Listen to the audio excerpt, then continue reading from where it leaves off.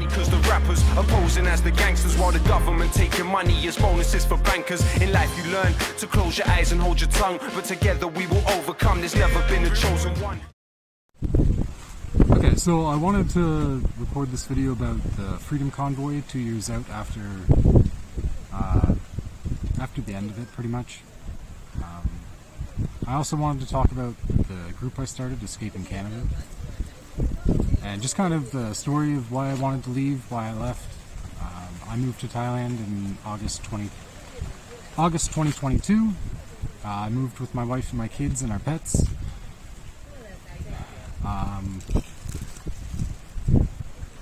So yeah, we left Canada in August, and really for me, I never really felt at home in Canada. It was never really a place where I felt things were welcoming to people like myself. I'm sure any other libertarian, freedom-minded person in Canada who is called a fringe minority, we really are a minority in Canada. I know people want to pretend that the freedom movement is a majority in Canada. It's really not. It's really not. People love big government there. They love the government. They think the government's their friend. They think it's going to take care of them. They think it wants to take care of them. They think it cares about them. So if you think anything contrary to that, or say something contrary to that, you won't be well liked in Canada.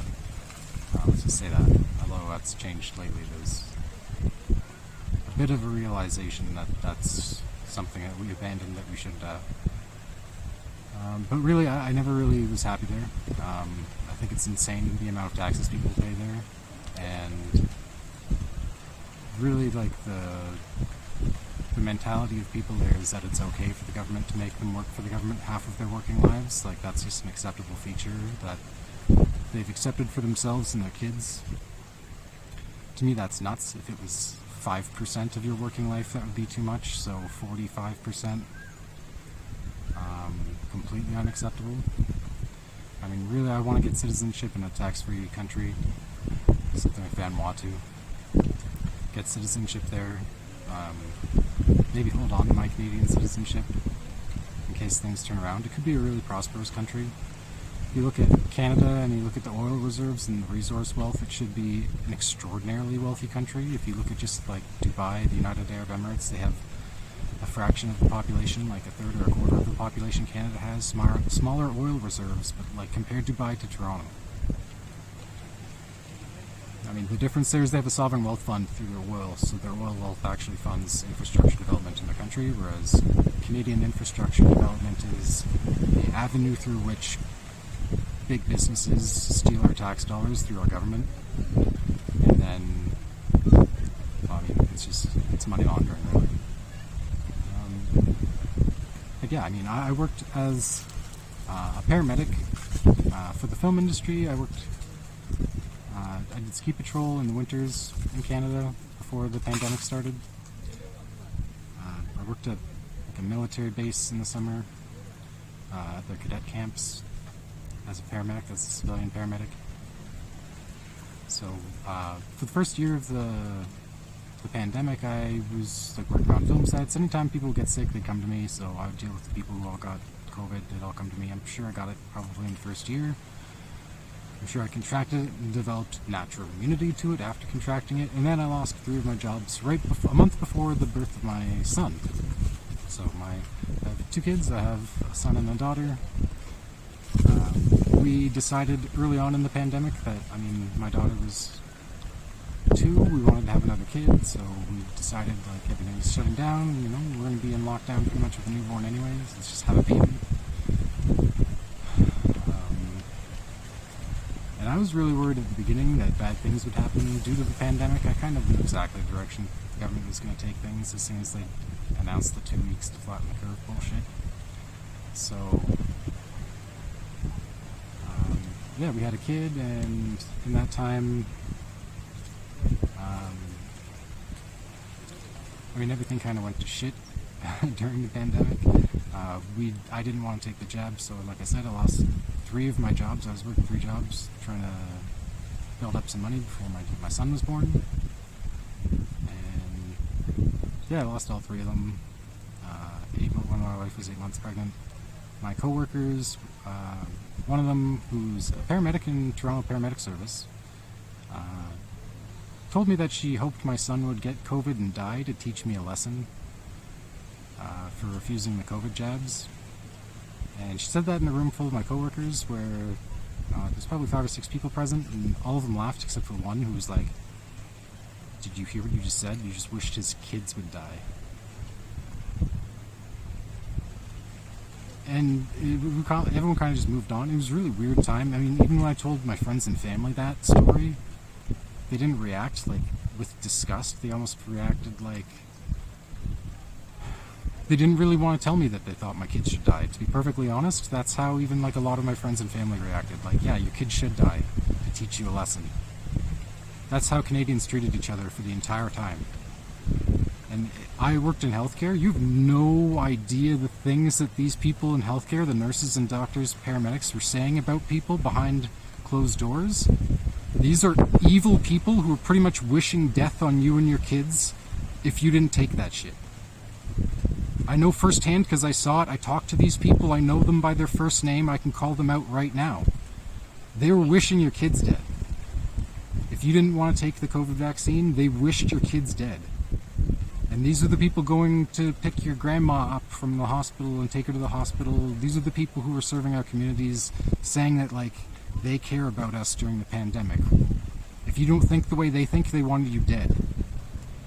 And I was just disgusted. I called these people out. I mean, I called out one of the vaccine clinics and asked them how they could get informed consent from people who are being threatened and coerced by their employers to get a medical procedure, because you can't obtain informed consent from someone who's being threatened and coerced to get that done. That's not informed consent, that's coercion. And I have videos of this, documentation of this, the nurses admitting to doing this. I was pissed, but I couldn't do anything because I had a newborn at home. I really wanted to like be one of those people like out in the spotlight screaming bloody murder about everything that was going on. I was doing that as best as I could, but I had to stay home. I had a newborn, I had the responsibility to my family and my kids at that time. But I started that group, Escaping Canada, to help other unvaccinated people pretty much get out of the country at a time when we weren't allowed to. So I was really fortunate in that my channel, the Telegram channel that I started, Escaping Canada, was promoted by Jeff Berwick, the Dollar Vigilante, the Crypto Vigilante. They promoted it at Anarchapulco. So I think after they promoted it, we got like 6,000 or 7,000 people joined, maybe within a week or two. At one point we had almost 10,000. I think we had 9,000 people at one point. There's just a lot of people who wanted to get out of the country and we weren't allowed. And it was really torture because people just treated us like absolute shit. If you didn't want that shot, you were less than human. You were treated like a rabid animal who, like, it would be better for society if they put you down. Like, I 100% am convinced that if they wanted to throw the unvaccinated in the gas chambers, not only would people support it, I know people personally, doctors and nurses and paramedics, who would have lined up to do it. So to me, most of the country is just dead to me now. They wished my kids dead. They tried to pretty much force me into suicide by torturing us, taking away any capacity to like make a living, live any sort of decent life. So to me, Canada as a country is pretty much just dead to me, with the exception of the people who participated in the Freedom Convoy, who were the only people in that time who actually treated you like a human being. I couldn't go and get my family food at a restaurant if I was paying. But these people would actually give us free food when we showed up there. They'd give you hugs. They'd actually treat you like a human being, whereas everyone else in the country was pretty much hoping my kids would die. That's pretty much the way I see it. Like, you were either part of the Freedom Convoy and you supported my family's right to live as we chose, or you were wishing us dead. And people were doing this publicly, but you have no idea, like, just the healthcare community, the things that they were saying to each other behind closed doors. If the general public knew what they were discussing with each other behind closed doors during the pandemic about unvaccinated people,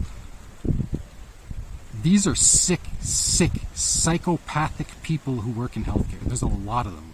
There's a lot of narcissists who are drawn to healthcare because it brings a decent paycheck and it brings pretty much a lot of respect from random people, so they get the notoriety that they like. It attracts a lot of people who it shouldn't, unfortunately. But the other thing about that too is just to succeed in that type of role where it requires a lot of education. It requires you to kind of be a yes man, go through the education system, which is just memorizing the facts and not questioning them a whole lot. I was really fortunate when I was younger that I worked at a pharmaceutical company where it was just a summer job where I was just like a packaging operator, but they had a research facility attached to it, and I was able to talk to some of these guys, and they taught me some things that I didn't know about, like John Verapen, this guy who was a director at Eli Lilly, who was a medical doctor, who pretty much said that the pharmaceutical industry as a mode of operation would taint their products, and they've been doing that since the 70s, and they had a scientific way of doing it to defeat all the checks and balances that are in place that would identify that they were doing that so that they could get away with it. He wrote this in like a book that he wrote, like a confession book that he wrote at the end of his life. And I was hearing this from like pharmaceutical researchers, and I was naive. I was asking them if they wanted to, like, if they were working on curing anything, and they were telling me that if they did, it would get buried because treatments make more money. And I was like 18. I think I was like 19 or 20 when that happened. So I was 20, 21 when that happened. It made me think completely differently, but a lot of the people in healthcare are just yes men who just went along with whatever the science was, even though it wasn't science because you couldn't question it, and that censorship doesn't go along with science. But anyways, I was just disgusted. I got out of there as quickly as I could. It took me a lot longer to get out than I wanted. I mean, Thailand's really nice for a foreigner to come here and live. It's good for now. I'm probably going to head out somewhere and head somewhere different in the future, change things up for my kids, but if you're looking for somewhere else to go, Thailand's really nice. I mean, it was a nice escape for the last year and a half to get away from Canada for sure. I'm going to be heading back to Canada to visit some family soon, and hopefully leave again. But yeah, I don't know, 2 years out, I'm still super pissed about it. I haven't really forgiven people for wishing my kids dead, and pretty much I view most of the country like they tried to kill us. Like they tried to get us to die, pretty much. They tried to take away our capacity to live life at all. So I mean, I don't really have any positive feelings left for the country whatsoever. Like if someone tried to kill you, slit your throat, how would you feel about those people after that? That's pretty much how I feel about Canadians, with the exception of those who were in the Freedom Convoy who actually treated us like human beings. But they're the exceptions. They really are the minority in Canada. Yeah, it's a sad fact. I think it's going to take several generations for things to get turned around there. If they get turned around at all. I mean, the government has so much influence over people there, and over the way that people think, the way that they educate their kids, everything. And it's just, you can just tell everyone's polluted by the government just brainwashing them into every facet of life. Yeah, I don't know, that's just what I think. It's not very nice to say, but that's how I think.